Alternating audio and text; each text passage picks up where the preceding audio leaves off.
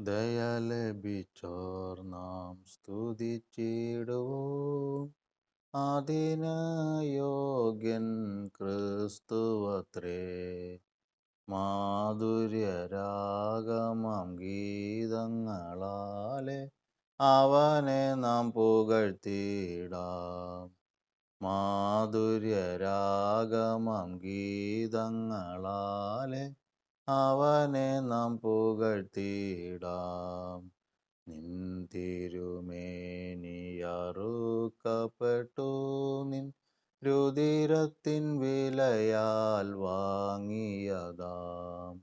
നിൻ തിരുമേനിയറുക്കപ്പെട്ടു നിൻ രുധിരത്തിൻ വിലയാൽ വാങ്ങിയതാം. ഗോത്രങ്ങൾ, ഭാഷകൾ, വംശങ്ങൾ, ജാതികൾ സർവവും ചേർന്നുകൊണ്ട്.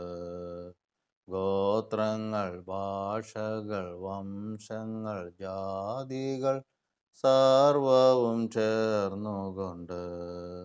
ദയ ലഭിച്ചോർ നാം സ്തുതിച്ചിടുവോം. അതിന് യോഗ്യൻ ക്രിസ്തുവത്രേ. മാധുര്യരാഗമാം ഗീതങ്ങളാലെ അവനെ നാം പുകഴ്ത്തിയിടാം. മാധുര്യരാഗമാം ഗീതങ്ങളാലെ അവനെ നാം പുകഴ്ത്തിയിടാം. കർത്താവിൻ്റെ അതിപരിശുദ്ധമായ നാമത്തിന് മഹത്വം ഉണ്ടാകട്ടെ. എല്ലാ പ്രിയപ്പെട്ട ദൈവമക്കൾക്കും യേശുക്രിസ്തുവിൻ്റെ നാമത്തിൽ ഈ പ്രഭാതത്തിൽ സ്നേഹവന്ദനത്തെ അറിയിക്കുന്നു. നമുക്ക് ഇന്ന് പൽക്കാലം ഈ പ്രഭാതത്തിൽ ദൈവം വലിയ ആശ്വാസവും അനുഗ്രഹവും ഒക്കെയും നൽകിയിരിക്കുന്നതിനായി ദൈവത്തെ സ്തുതിക്കാം, സ്തോത്രം ചെയ്യാം. ലോകത്ത് അനേകർ നെടുവീർപ്പിട്ടുകൊണ്ട് രാത്രി കഴിച്ചു കൂട്ടുന്നു, വേദനയാൽ രാത്രി കഴിച്ചു കൂട്ടുന്നു. ഉറ്റവരെയും ഉടയവരെയും ഒക്കെയും നഷ്ടപ്പെട്ടതിനെക്കുറിച്ചുള്ള വിലാപത്തോടെ രാത്രി കഴിച്ചു കൂട്ടുന്നു. കടഭാരങ്ങളാൽ ഉള്ള വിചാരങ്ങളാൽ ഞെരുങ്ങുന്നു. നാളെ എന്ത് ചെയ്യും എന്നതിനെ സംബന്ധിച്ച് വിചാരപ്പെടുന്നു. മക്കളെക്കുറിച്ച് വിചാരപ്പെടുന്നു, ഭാര്യയെക്കുറിച്ച് വിചാരപ്പെടുന്നു, ഭർത്താവിനെക്കുറിച്ച് വിചാരപ്പെടുന്നു. അങ്ങനെ ലോകത്ത് ഉള്ള മനുഷ്യനൊക്കെയും നിരാശയിലും വളരെ ദുഃഖത്തിലും വളരെ ആകുലചിന്തയോടും ഒക്കെയും ജീവിക്കുമ്പോൾ സ്വർഗത്തിലെ ദൈവം തൻ്റെ അമ്മയുടെ അടുക്കൽ മുലകുടി മാറിയ പൈതൽ എന്ന പോലെ പലപ്പോഴും ജീവിക്കുവാനുള്ള അവസരം കർത്താവ് നമ്മുടെ ജീവിതത്തിൽ ഓരോ പ്രഭാതത്തിലും നൽകുകയാണ്. എന്നാൽ ചിലപ്പോൾ നമുക്കത് ലഭിക്കാതെ പോകുന്നത് നമ്മളുടെ ആ ദിവസങ്ങളുണ്ടായിട്ടുള്ള പല വാക്കുകൾ, പല പ്രവൃത്തികൾ, ദൈവഹിതമല്ലാത്ത ചിന്തകൾ, ഇതൊക്കെ നിമിത്തമായിട്ട് നമുക്ക് ചിലപ്പോൾ ജാതികളെ പോലെയുള്ള ഭാരങ്ങളും ദുഃഖങ്ങളൊക്കെയും വരാറുണ്ട്. എന്നാൽ അതിനെയൊക്കെയും വിട്ട് ദൈവത്തിൻ്റെ സന്നിധിയിൽ ആശ്രയിക്കുന്നതിനെ സംബന്ധിച്ച് അവൻ്റെ പ്രാണൻ ഏറ്റവും സ്വസ്ഥവും സമാധാനവുമായി ഈ ലോകത്ത് കഴിഞ്ഞുകൂടുവാനുള്ള എല്ലാ സാഹചര്യങ്ങളും ദൈവം നിശ്ചയമായിട്ട് ഒരുക്കിത്തരും. അപ്രകാരം ഭാഗ്യം ലഭിച്ച ഒരു ദൈവത്തിൻ്റെ ജനമാവുന്നു നാം. അതുകൊണ്ട് ഇന്ന് പ്രഭാത പ്രാർത്ഥനയ്ക്ക് വേണ്ടി നാം കൂടി വന്നിരിക്കുമ്പോൾ നമുക്ക് ഒരു വചനഭാഗം ചിന്തിച്ച് വേഗത്തിൽ പ്രാർത്ഥിക്കാം. ദൈവത്തിൻ്റെ വചനം സഭാപ്രസംഗിയുടെ പുസ്തകം 2-ാം അധ്യായത്തിൻ്റെ 26-ാമത്തെ വചനം എഴുതിയിരിക്കുന്നത്: തനിക്ക് പ്രസാദമുള്ള മനുഷ്യന് അവൻ ജ്ഞാനവും അറിവും സന്തോഷവും കൊടുക്കുന്നു. പാപിക്കോ ദൈവം തനിക്ക് പ്രസാദമുള്ളവന് അനുഭവമാകുവാൻ തക്കവണ്ണം ധനം സമ്പാദിക്കുകയും സ്വരൂപിക്കുകയും ചെയ്യുവാനുള്ള കഷ്ടപ്പാട് കൊടുക്കുന്നു. അതും മായയും വൃഥാ പ്രയത്നവും അത്രേ. കർത്താവിൻ്റെ പരിശുദ്ധ നാമത്തിന് മഹത്വം ഉണ്ടാകട്ടെ. ഇന്ന് ഈ പ്രഭാതത്തിൽ നമ്മൾ ചിന്തിക്കാനെടുത്തിരിക്കുന്ന വിഷയം എന്ന് പറയുന്നത് ലോകത്തുള്ള മനുഷ്യൻ്റെയും ദൈവത്തിൻ്റെ ജനത്തിൻ്റെയും വിവിധമായിരിക്കുന്ന ജീവിത അനുഭവങ്ങളെക്കുറിച്ചാണ് ഇവിടെ സഭാപ്രസംഗിയുടെ പുസ്തകം 2-ാം അധ്യായത്തിൻ്റെ 26-ാമത്തെ വചനത്തിൽ എഴുതിയിരിക്കുന്നത്. അവിടെ എഴുതിയിരിക്കുന്നത് പ്രകാരം പാപിയെ സംബന്ധിച്ചും ദൈവത്തിന് പ്രസാദമുള്ള മനുഷ്യനെ സംബന്ധിച്ചും രണ്ട് അനുഭവമാണ് അവർക്ക് ലോകത്തുള്ളത്. നമുക്കറിയാം, ലോകത്ത് കോടിക്കണക്കിന് ജനങ്ങളുണ്ട്. അവരൊക്കെയും രാവും പകലും അധ്വാനിച്ചുകൊണ്ടിരിക്കുകയാണ്. ചില രാജ്യക്കാരെ സംബന്ധിച്ച് അവർ വളരെ കഠിനാധ്വാനികളാണ്. അവർ വളരെ കഠിനാധ്വാനം ചെയ്ത് അവർ ജീവിതത്തിൽ വലിയ പുരോഗതി പ്രാപിക്കാനായിട്ട് നോക്കുന്നു. എന്നാൽ ഒട്ടും അധ്വാനിക്കാത്ത മടിയന്മാരായിട്ടുള്ള ആളുകളുണ്ട്. പിന്നെ ചില ആളുകളുണ്ട്, ജോലിയും വേണം, അതുപോലെ തന്നെ ജീവിതത്തിൽ സമാധാനപരമായ ഒരു ജീവിതവും നയിക്കണമെന്ന് ആഗ്രഹിക്കുന്ന വിവിധ തരത്തിലുള്ള മനുഷ്യരാണ് ഉള്ളത്. എന്നാൽ മനുഷ്യനെ സൃഷ്ടിച്ചപ്പോൾ ഇപ്രകാരമൊന്നും ആയിരുന്നില്ല. ആദമും ഹൗവയെയും കർത്താവ് സൃഷ്ടിച്ചപ്പോൾ അവരെ ഭൂമിയിൽ ഏദൻ എന്ന് പറയുന്ന ഒരു സ്ഥലത്ത് അതിലുള്ള ഒരു തോട്ടത്തിൽ അവരെ ആക്കി എന്ന് എഴുതിയിരിക്കുകയാണ്. അവിടെ അവരോട് ആ തോട്ടം നിറയെയും ധാരാളം ഫലവൃക്ഷങ്ങളൊക്കെയുമാണ്.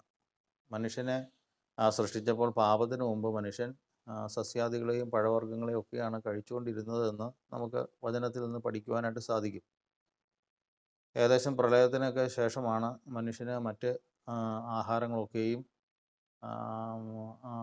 അവന് ഭക്ഷിക്കുവാനുള്ള അനുവാദം ലഭിച്ചത്. എന്നാൽ പാപത്തിന് മുമ്പ് അവൻ തോട്ടത്തിലുള്ള വൃക്ഷങ്ങളുടെ ഫലങ്ങളും ദൈവം എന്തെല്ലാം നിർമ്മിച്ചിട്ടുണ്ടോ അതൊക്കെയും ഭക്ഷിച്ചുകൊണ്ട് ജീവിച്ചിരുന്നവനാണ്. അവന് പ്രത്യേകിച്ചൊരു ചിന്താഭാരത്തിൻ്റെ ആവശ്യമില്ല, പ്രത്യേകിച്ചൊരു ആകുല ചിന്തകളുടെ ആവശ്യമില്ല. അവന് ഭക്ഷിപ്പാനുള്ള ആഹാരമുണ്ട്, ഹൃദയത്തിൽ സമാധാനമുണ്ട്, അവൻ്റെ ഹൃദയത്തിൽ ക്രിസ്തു വസിക്കുന്നുണ്ട്. അവൻ ദൈവത്തിൻ്റെ മന്ദിരമാണ്. അവന് ലഭിക്കേണ്ടതൊക്കെയും ആ തോട്ടത്തിലുണ്ട്. ഒന്നിനെക്കുറിച്ച് അവൻ വിചാരപ്പെടേണ്ട, ഒരു കൽപ്പന മാത്രം സൂക്ഷിച്ചാൽ മതി. തോട്ടത്തിൻ്റെ നടുവിലുള്ള ആ നന്മകളെ കുറിച്ച് അറിവുള്ള ഒരു വൃക്ഷമുണ്ട്, അതിൻ്റെ ഫലം തിന്നരുത് എന്നുള്ള ഒറ്റ കൽപ്പന മാത്രമേ മനുഷ്യന് കൊടുത്തിരുന്നുള്ളൂ. വൈകുന്നേര സമയങ്ങളിൽ കർത്താവ് അവൻ്റെ അടുക്കൽ വരും. അങ്ങനെ സന്തോഷത്തോടു കൂടി അവർ ജീവിച്ചു വരികയാണ്. ആദം ഹൗവയും മുകളിലേക്ക് നോക്കിക്കഴിഞ്ഞാൽ അവർക്ക് സ്വർഗം കാണാം, കർത്താവിനെ കാണാം, ദൂതന്മാരെ കാണാം. ഒന്നിനെക്കുറിച്ച് അവർക്ക് യാതൊരു വിചാരങ്ങളുടെ ആവശ്യമില്ല. കാരണം അവിടെ ഒന്നും തടസ്സങ്ങളില്ല, ദ്രവത്വമില്ല, യാതൊരു ശത്രുക്കളുമില്ല. എല്ലാം അവിടെ ഏറ്റവും ഭംഗിയായിട്ട് കാര്യങ്ങളൊക്കെയും മുമ്പോട്ട് പോയിക്കൊണ്ടിരിക്കുകയാണ്. എന്നാൽ പാപം വന്നു. പാപത്തോടുകൂടി നിന്റെ നെറ്റിയിലെ വിയർപ്പ് കൊണ്ട് ഉപജീവിക്കണം എന്ന് പറഞ്ഞ് അവരെ തോട്ടത്തിൽ നിന്ന് ഇറക്കി വിട്ടു. അങ്ങനെ അന്ന് മുതൽ മനുഷ്യൻ അധ്വാനിക്കാനായിട്ട് തുടങ്ങി. അപ്പോഴും പ്രശ്നങ്ങൾ വളരെ സങ്കീർണതയിലേക്ക് പ്രശ്നങ്ങൾ പോയില്ല. എന്നാൽ കായീനും ഹാബേലും എന്ന 2 മക്കളുണ്ടായി. അതിൽ ഹാബേല് ദൈവത്തെ പ്രസാദിപ്പിച്ചു, കായീനിൽ ദൈവം പ്രസാദിച്ചില്ല. അത് നിമിത്തമായിട്ട് സഹോദരനോട് അവന് അസൂയുണ്ടായി, സഹോദരനെ കൊല്ലുവാനിടയായി തീർന്നു. അതോടുകൂടി കൊലപാതകം ലോകത്ത് ആദ്യമായിട്ട് നടക്കുന്നതാണ്. കൊലപാതകം നടന്നതോടുകൂടി കർത്താവ് പറഞ്ഞു, നിന്റെ നിമിത്തം ഈ ഭൂമി ശപിക്കപ്പെട്ടിരിക്കും, അതിൽ നിന്ന് മുള്ളും പറക്കാരിയും ഒക്കെയും മുളയ്ക്കും, നിനക്ക് ഭൂമി വേണ്ട രീതിയിലുള്ള ഫലങ്ങളൊന്നും തരികയില്ല. നമുക്കറിയാം, ഇന്ന് കൃഷിയൊക്കെ ചെയ്തു കഴിഞ്ഞാൽ അതിൽ നിന്ന് വേണ്ട രീതിയിലുള്ള ഫലം ലഭിക്കുന്നില്ല. വേണ്ട രീതിയിലുള്ള ഫലം ലഭിച്ചു കഴിഞ്ഞാൽ ഒരു ചെറിയ പ്രദേശത്തുണ്ടാകുന്ന ഫലങ്ങൾ കൊണ്ട് ഈ ലോകം മുഴുവനും കഴിയുവാനുള്ള ഭക്ഷ്യവസ്തുക്കൾ ഉണ്ടാക്കുവാനായിട്ട് കർത്താവിന് സാധിക്കും. പക്ഷേ ഹാബേലിനെ കായീൻ കൊന്നത് നിമിത്തമായിട്ട് ഭൂമി പാതകത്താൽ ശപിക്കപ്പെട്ടു. അങ്ങനെ ഭൂമി വേണ്ട രീതിയിലുള്ള വിളവുകളൊക്കെയും കൊടുക്കാതിരുന്നു. അങ്ങനെ കാര്യങ്ങളൊക്കെയും മനുഷ്യന് പ്രതികൂലമായതോടുകൂടി അവൻ നെറ്റിയിലെ വിയർപ്പോടുകൂടി അധ്വാനിക്കേണ്ടി വന്നു. നെറ്റിയിലെ വിയർപ്പോടുകൂടി ആദമിനും ഹൗവയ്ക്കും അധ്വാനിക്കേണ്ട ഒരു സാഹചര്യം ഉണ്ടായിരുന്നില്ല. പക്ഷേ പാപനിമിത്തമായിട്ട് നെറ്റിയിലെ വിയർപ്പ് കൊണ്ട് അവൻ അധ്വാനിക്കേണ്ടി വന്നു. തുടർന്ന് അപ്പോഴും ഭൂമി അവർക്ക് വേണ്ട രീതിയിലുള്ള ഫലങ്ങളൊക്കെയും കൊടുത്തിരുന്നു. പക്ഷേ ഭൂമിയിൽ ഒരു നീതിമാൻ്റെ രക്തം വീണതോടുകൂടി, കൊലപാതകം സംഭവിച്ചതോടുകൂടി ഭൂമി ശപിക്കപ്പെട്ടു, ഭൂമി ഫലം കൊടുക്കാതെയായി. അങ്ങനെ മനുഷ്യൻ ധാരാളം അധ്വാനിക്കേണ്ടി വന്നു, ധാരാളം പ്രവർത്തിക്കേണ്ടി വന്നു. ചെറിയ അധ്വാനം കൊണ്ടൊന്നും ജീവിക്കുവാൻ കഴിയാത്ത ഒരു സാഹചര്യം വരുവാനിടയായിത്തീർന്നു. അങ്ങനെയൊക്കെയും മനുഷ്യൻ അടിമത്തത്തിലായി, അടിമത്തവുമായി മുമ്പോട്ട് പോയി. എന്നാൽ ഈ കാലാവസാനം വന്നപ്പോഴേക്ക് അതിനു മുമ്പും കർത്താവ് പറഞ്ഞു, തന്നെ അന്വേഷിക്കുന്ന ഭക്തന്മാർക്ക് കർത്താവ് എന്തു കൊടുക്കും? അവനത് ഉറക്കത്തിൽ അവന് വേണ്ടതൊക്കെയും കൊടുക്കുവാനായിട്ട് ഇടയായിത്തീരും.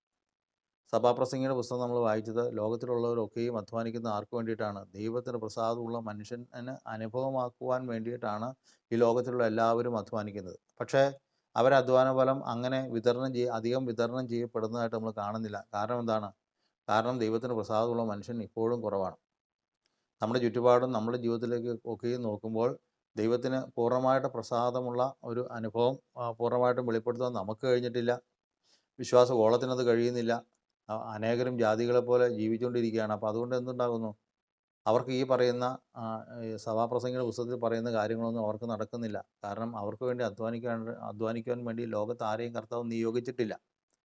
ആ നിയോഗിക്കാത്തതിൻ്റെ കാരണം അവർ ദൈവത്തിന് പ്രസാദമുള്ള ജീവിതമല്ല അവർ നയിക്കുന്നത്. അവർ തങ്ങളെക്കുറിച്ച് വിചാരപ്പെട്ടും ആകുലപ്പെട്ടും കർത്താവിൻ്റെ വചനത്തിനോട് പൂർണ്ണമായിട്ടും വിധേയത്വം പുലർത്താതെ ഒക്കെയും മുമ്പോട്ട് പോകുന്ന നിമിത്തമായിട്ട് നമുക്ക് വേണ്ടി അധ്വാനിക്കുന്നവർ ലോകത്ത് കുറയുകയാണ്. പാപി അധ്വാനിക്കുന്നതൊക്കെയും പാപി തന്നെ ഭക്ഷിക്കുകയാണ്. നമുക്കറിയാൻ സാധിക്കും, ഇന്ന് ലോകത്തിലുള്ള സമ്പന്നന്മാരെയൊക്കെയും പട്ടിക എടുത്തു കഴിഞ്ഞാൽ അവിടെ ദൈവത്തെ പ്രസാദിപ്പിച്ച എന്ന് പറയുന്ന ആളുകൾ വളരെ കുറവാണ്. അതുകൊണ്ട് തന്നെ ലോകത്തിൻ്റെ സമ്പത്ത് ഒക്കെയും അധികവും ദൈവത്തെ അറിയാത്തവരുടെ കയ്യിലും പാപികളുടെ കയ്യിലും അതിൻ്റെ നന്മയൊക്കെയും അനുഭവിക്കുന്ന അവരാണ്. കാരണം നന്മ അനുഭവിക്കാൻ തക്കവണ്ണം ദൈവം എടുത്തു കൊടുക്കുവാൻ, ദൈവം അവരുടെ സമ്പത്ത് എടുത്ത് മറ്റൊരു മനുഷ്യന് കൊടുക്കുവാൻ തക്കവണ്ണമുള്ള വിശ്വസ്തന്മാർ കുറവാണെന്നാണ് ദൈവത്തിൻ്റെ വചനം വായിക്കുന്നത്.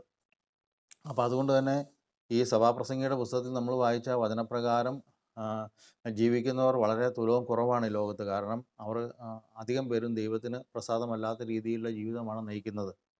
എന്നാൽ ഇന്ന് നമ്മുടെ കഷ്ടപ്പാടിനെക്കുറിച്ചും നമ്മുടെ ആകുലങ്ങളെക്കുറിച്ചും വ്യാകുലങ്ങളെക്കുറിച്ചും എല്ലാം ദുഃഖിക്കുന്നതായ ദൈവത്തിൻ്റെ ജനത്തോട് കർത്താവ് പറയുകയാണ്, നാം ദൈവത്തിന് പ്രസാദമുള്ള പ്രവൃത്തി ചെയ്യുന്നുവെങ്കിൽ നമുക്ക് വേണ്ടി അധ്വാനിക്കുവാനായിട്ട് ലോകത്തുള്ള അനേകരെ കർത്താവ് നിയമിക്കുവാനായിട്ട് ഇടയായിത്തീരും.